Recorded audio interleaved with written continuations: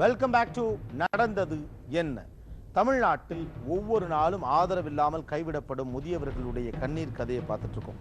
இப்போ வெளிவந்திருக்கக்கூடிய ஸ்டாட்டிஸ்டிக்ஸ் படி பார்த்தோம்னா குறைந்தபட்சம் 2 பேர் சென்னை நகரில் மட்டும் ஆதரவில்லாமல் கைவிடப்படுகிறார்கள். மேலை நாடுகளில் உறவுகளுக்கு முக்கியத்துவம் இல்லை, அங்க பெரியவர்களுக்கு பாதுகாப்பு கொடுக்கப்படுவதில்லை, வயதான உடனே அவங்களை யாரும் கண்டுக்க மாட்டாங்க அப்படின்னு நமக்கு ஒரு பொதுவான கருத்து உண்டு. இந்த கருத்து எந்த அளவுக்கு உண்மையானது? வளம் பொருந்திய மேலை நாடுகளில் மூத்த குடிமக்களுக்கென அவ்வரசுகளே சமூக பாதுகாப்பு திட்டங்களை செயல்படுத்தி வருகின்றது. மருத்துவம் மற்றும் இதர சேவைகள் அக்கறையுடன் செயல்பட்டு வருகிறது. அதோடு காப்பீட்டு திட்டங்கள், குறிப்பாக மருத்துவ காப்பீட்டு திட்டம் வலுவான நிலையில் உள்ளபடியால் மேலை நாடுகளில் முதியவர்களின் நிலைமை சிறப்பாகவே உள்ளது என்றும் கருத்து இங்கு நம்பப்பட்டு வருகிறது. இதில் எந்த அளவுக்கு உண்மை உள்ளது? இப்போ நம்ம வயசானவங்களை பற்றி பேசணும்னா இந்தியாவிலையும் சரி மற்ற வெளிநாடுகள்லையும் சரி பிரச்சனையோட அந்த வடிவம் தான் வேறு மாதிரி இருக்க தவிர சஃபரிங் அதோட விதம் வேறு மாதிரி இருக்க தவிர எல்லா இடத்துலையுமே ஒரே விதமான சஃபரிங்காக தான் இருக்குது. யூரோப்பில் நான் பார்க்குறேன், அப்புறம் அமெரிக்காவை பற்றியும் பார்க்குறோம். இதில் என்னென்னா அவங்களோட பிரச்சனை மெயினாக லோன்லினஸ். ஏன்னா அவங்களுக்கு சின்ன வயசுலேயே குழந்தைகளை இண்டிபெண்ட்டாக விடுறாங்க. ஸோ எல்லாருமே யாரையுமே டிபெண்ட் பண்ணி இல்லாமல் இருக்கிற ஒரு நிலைமை வரும்போது 70க்கு மேலே அவங்களுக்கு சோஷியல் செக்யூரிட்டி இருக்குது, நல்ல ஹோம்ஸ் இருக்குது, ஓல்டேஜ் ஹோம்ஸ். ஆனால் லோன்லினஸ், அஃபெக்ஷன் இல்லை. ஸோ பார்க்கிலலாம் தனியாக அப்படியே உட்காந்துட்டு இருக்கிறது. ஸ்வீடன்லாம் நிறைய சூசைடு பார்த்தீங்கன்னா ஒரு போர்டம் லைஃப்பில் இதுக்காகவே நிறைய பேர் நாயோட வாழ்ந்துட்டு இருப்பாங்க. தமிழகத்தில் குடும்பங்களால் தினந்தோறும் கைவிடப்படும் முதியவர்களுடைய அவல நிலை குறித்து பார்த்துக்கிட்டு இருக்கோம். இது ஒரு பக்கம். மறுபக்கம் வீடுகளில் வாழ்ந்து கொண்டிருக்கக்கூடிய முதியவர்கள் மாறி வரும் குடும்ப சூழ்நிலை, மாறி வரும் சமூக சூழ்நிலை, இதையெல்லாம் புரிந்து வைத்திருக்கிறார்களா அப்படின்னு ஒரு கேள்வி எழுப்பப்படுது. மனவேதனை வெளிப்படுத்தக்கூடிய அளவுக்கு இவர்கள் மாற்றங்களை புரிந்து கொள்ளவில்லை என்ற குற்றச்சாட்டும் கூட முன்வைக்கப்படுது. முக்கியமாக முதுமையிலே வாழ்க்கையை நிம்மதியாக ஓட்ட வேண்டும் என்றால் ஏதாவது இந்த இரண்டில் ஒரு நெறிமுறையை வகுத்துக் கொள்ள வேண்டும். அதாவது ஒன்று, நாங்கள் சொல்லுவோம் ரீஆக்டிவேஷன் தியரி என்று சொல்லுவோம். அதாவது 60-70 வயதிலே உடம்புக்கு முடியாமல் போகும், மனதிலும் வலு இருக்காது, உடலிலும் வலு இருக்காது.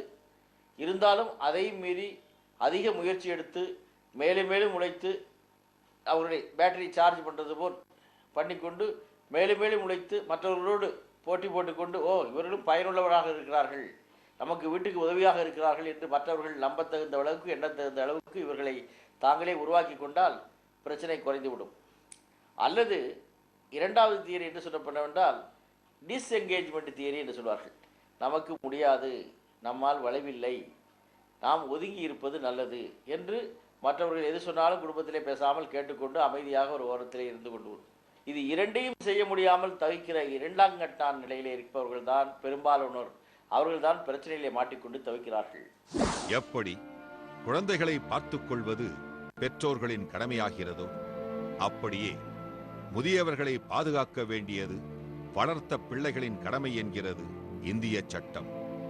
இதில் பெரியவர்களின் மனதை காயப்படுத்துதல் கூட தவறு என குறிப்பிடப்பட்டுள்ளது. கடந்த 2007 மத்திய அரசாங்கம் ஒரு சிறப்பான சட்டத்தை, அதாவது the maintenance and welfare of parents and senior citizens act 2007 என்ற சட்டத்தை கொண்டு வந்திருக்காங்க. இந்த சட்டத்தின் மூலமாக அதாவது அனாதரவாக நிற்கிற பெற்றோர்கள் மற்றும் இந்த நாட்டினுடைய மூத்த குடிமக்கள் இவர்களுடைய நலனுக்காகவும் அவருடைய வாழ்க்கை பொருளுதற்காகவும் குறிப்பாக இந்த சட்டத்தை கொண்டு வந்திருக்காங்க. இந்த சட்டத்தின்படி வாழ்க்கை பொருளுதவியை கொடுக்காத, உத்தரவாகியும் கொடுக்காத பிள்ளைகள் மீதுல எந்த மாதிரியான நடவடிக்கை எடுக்கலாம்னு சொன்னா அவர்களை அந்த பணத்தை, தொகையை செலுத்துகிற காலம் வரை சிறைச்சாலையில 1 மாத காலம் வரை வைப்பதற்கான வழிவகை இந்த சட்டத்தில் உண்டு. அது மட்டும் இல்லாம 5000 ரூபாய் வரை அபராதம் விதிக்கக்கூடிய வழிவகையும் இந்த சட்டத்தில் செய்யப்பட்டிருக்கிறது. இத்தகைய முதியவர்கள் இந்த சமூகத்திற்கு பாரம் எனும் நிலை நீடிக்கும் வரை இப்படி கைவிடப்படும் முதியவர்களும் இருக்கவே செய்வார்கள். முதியவர்களும் இந்த சமூகத்தின் அங்கம் எனும் எண்ணத்தை உருவாக்குவதில் அரசிற்கு முக்கிய பங்கு உண்டு. அது அரசின் கடமையும் கூட. பொருளாதார வளர்ச்சி சாதனைகள் இதை மட்டுமே வச்சு ஒரு நாடு வளர்ந்திருக்கா இல்லையா அப்படின்னு முடிவுக்கு வர முடியாது.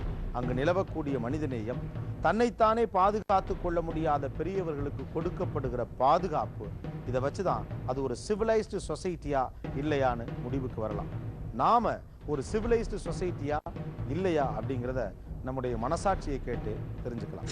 இந்த நிகழ்ச்சி குறித்த உங்களுடைய கருத்துக்களையும் நம்முடைய நிகழ்ச்சி மூலமாக நீங்கள் இந்த சமுதாயத்திற்கு சொல்ல விரும்பும் விஷயங்களையும் எங்களுக்கு தெரிவிக்கலாம்.